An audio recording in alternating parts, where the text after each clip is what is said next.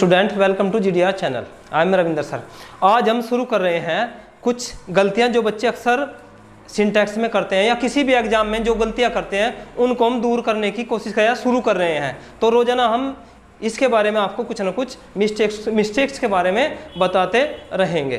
तो आज आपके सामने 4 उदाहरण दिए गए हैं। He as well as I is guilty, he as well as I am guilty, I as well as you are guilty और I as well as you am guilty. आप जानते हैं कि इनमें से कौन सा सही है और कौन सा गलत है? बताइए। नहीं जानते तो मैं बताता हूं, ध्यान दीजिए। He as well as I is guilty, ये सही है। He as well as I am guilty, ये गलत है। I as well as you are guilty, ये भी गलत है। I as well as you am guilty, तो ये सही है। अब आप कहोगे कि ये कैसे सही है? अभी बता रहा हूं। जो सेंटेंस, जिस सेंटेंस में दो सब्जेक्ट या दो प्रोनाउन या दो नाउन एज वेल एज से जुड़े हों, जिस सेंटेंस में दो प्रोनाउन एज वेल एज से जुड़े हो, हमेशा हेल्पिंग वर्ब पहले सब्जेक्ट के अनुसार ही आएगी। अब देखिए, इसमें ही एज वेल एज आई की साथ तो एम आती है, तो इसमें इज है तो इसके अनुसार इज आई है, क्योंकि ही की साथ हमेशा इज का प्रयोग होता है, इसलिए यह वाक्य राइट होगा।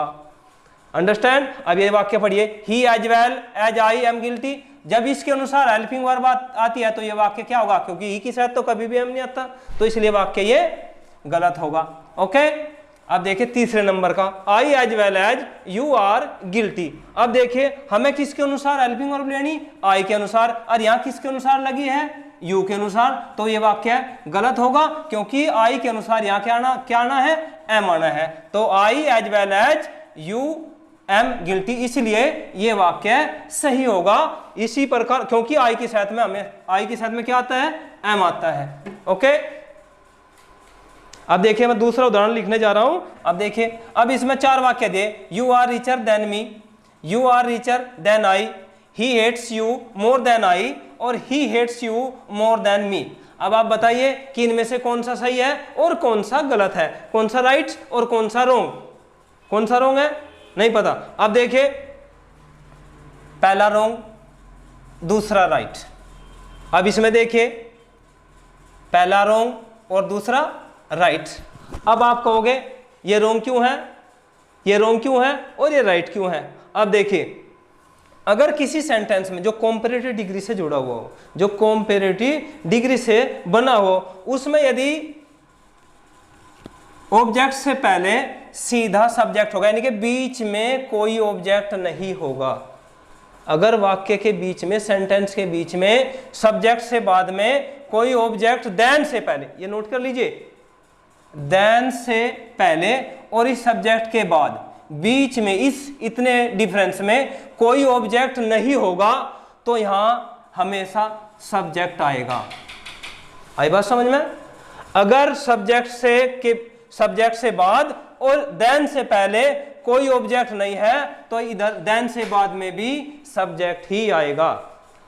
आई बात समझ में? तो you are richer than I, क्योंकि यू के और देन के बीच में कोई ऑब्जेक्ट नहीं है, इसलिए यहां सब्जेक्ट भी आई ही आएगा। अब इस सेंटेंस में देखिए, he hates you more than I. अब मैंने बताया, यदि देन के और सब्जेक्ट के बीच में ऑब्जेक्ट आता है, इस सब्जेक्ट के और देन के बीच में कोई ऑब्जेक्ट आता है, जैसे ये आया है, इसमें तो कोई ऑब्जेक्ट नहीं था पहले सेंटेंस में, तो और इसके बीच में ये ऑब्जेक्ट है क्या? अगर सब्जेक्ट के या देन के बीच में कोई ऑब्जेक्ट आता है, तो देन से बाद में भी क्या होगा? ऑब्जेक्ट ही आएगा।